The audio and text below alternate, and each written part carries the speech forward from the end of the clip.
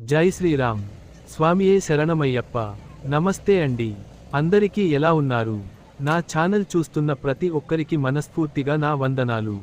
ఎప్పటిలానే ఈ వారం కూడా మనం ఒక అద్భుతమైన పుణ్యక్షేత్రానికి వచ్చాము. ఏ దేవాలయం, ఎక్కడ ఉంది, అక్కడి విశేషాలు ఏమిటి అన్నది క్రమంగా చూద్దాం. ముందుగా ఒక చిన్న విజ్ఞప్తి, మా ఛానల్ను సబ్స్క్రైబ్ చేసి ఈ వీడియోను మీ స్నేహితులతో తప్పకుండా పంచుకోండి. మీ అందరికీ వైకుంఠ ఏకాదశి శుభాకాంక్షలు. భక్తులారా, ఒక నిజం ఎప్పుడూ గుర్తు పెట్టుకోండి.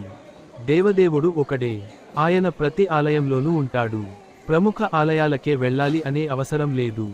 మన ఊళ్ళలోని రంగనాథ స్వామి దేవాలయం, గోవిందుని దేవాలయం, రామాలయం, ఈ ఆలయాల్లోనూ అదే దైవం, అదే దయ, అదే కరోనా. కాబట్టి భక్తి పేరుతో ఒత్తిడికి గురవ్వకండి. శాంతిగా, నమ్మకంతో, ప్రేమతో దైవాన్ని ఆరాధించండి.